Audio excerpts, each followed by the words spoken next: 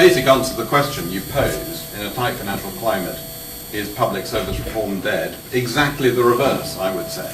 The very existence of these acutely tight financial constraints that local government faces at the moment and will face with greater intensity in the years ahead, and central government as we fulfill our commitment to significantly reduce the public sector deficit over the years, that will place a greater obligation on the public authorities, those who have responsibility for delivering, for having the services delivered, to deliver more for less. So there's going to be intense pressure for the reform that's going to be needed. No one today believes for a second that either that just by increasing the amount of money you get better public services, because we all know the figures about the lack of improvement in productivity in the public sector compared with the private sector. No one believes that just by increasing the amount of money you get better service, but equally no one believes that there's going to be more money with which to increase the spending.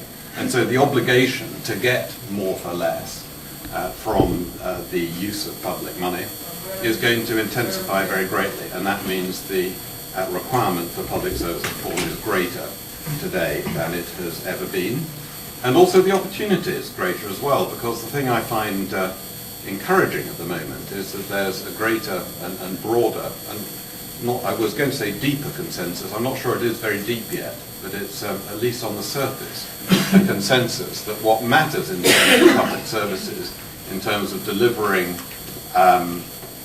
value for money for the taxpayer's pound, and meeting what are rising expectations among the public for what public services can deliver. What matters is not who provides the services, but how they're provided. And I just throw in two straws in the wind, which seem to me of significance. The PCS union, the biggest Whitehall union, has something over 300,000 members. Of those members, 10% of them do not work in the public sector at all. They work in the private sector. Why? Because the services for which they, by which they're employed have now been outsourced and are provided by private sector providers. A second straw in the wind, the NHS, under a Labour government obviously, has put out to tender a contract to take over and run a major NHS acute hospital, the Hinder Hospital in Huntingdon. And I was just reflecting, if a Conservative government had done that 12, 14, 20 years ago, there would have been absolute outcry. And yet this passed without comment. I think it's fair to say that I don't recollect any minister at the Labour conference last week drawing attention to this development. But the fact that it was done and was not regarded as being particularly controversial, and the tender expressly says we are inviting bids from the private sector as well as other parts of the NHS in bidding for this, what is described as being a hospital with major problems. That is in itself of huge significance. So there is going to be, in the delivery of public services, whether centrally or locally in the future, a much greater role for outside providers. Yes, private and commercial providers in many cases. Yes, providers from the social sector in many cases as well. And there are constraints in how, the extent to which at the moment the social sector can meet those growing needs. And I heard some of what Jonathan was saying. We've shared a platform recently where we talked about some of this, and I think we'd be very much in agreement. The biggest constraint is in finance for expansion. We take very seriously the plan to create a social investment bank. The legislation is in place. The money is identified in dormant bank and building society accounts. The association tells me that there is a significant sum of money already there waiting to be used. All it requires is the government to get its finger out and start to create the bank. And it seems to us that ought to happen sooner rather than later.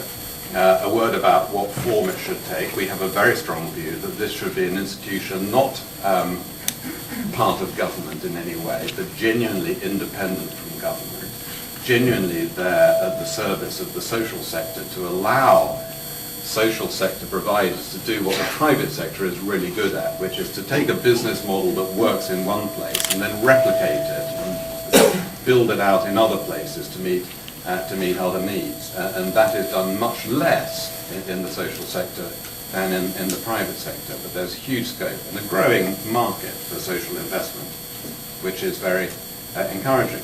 The other thing we need to do is when government commissions services, is to do it in smaller chunks. I talked a little bit this morning on the platform about the tendency there is today to have in the IT field huge mega projects.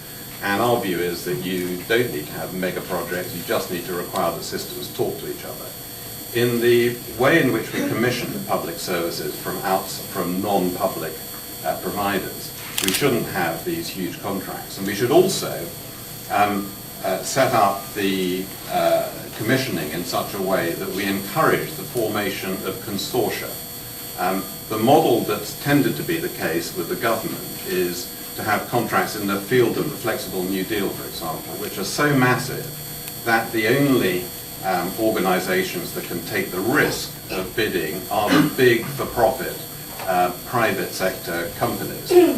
And they tend to be then the prime contractor with smaller private sector and social sector providers taking frankly whatever's left. We think that's not a great model because again, if the social sector is going to grow in the way that we all think it should, it needs to be able to make a proper return on the work that it does for the state. And that means not just covering its costs, but actually in many cases making an actual return and getting a surplus out of it. If you move, as we think you should, to the model where there's more payment by results in the whole welfare to work field and in the rehabilitation revolution, how do you get prisoners, ex-prisoners, back into productive society rather than being on this endless carousel of offending and re-offending and imprisonment and re-imprisonment, then payment by results is a key part of that. And if you're going to encourage third sector, social sector providers to play the full role that we know that they can in that, then being part of consortia bids is, I'm sure, a big part of the way to achieve that. So there's a huge amount to be done, and we're looking forward to perhaps getting the opportunity to do some of it. Thank you very much.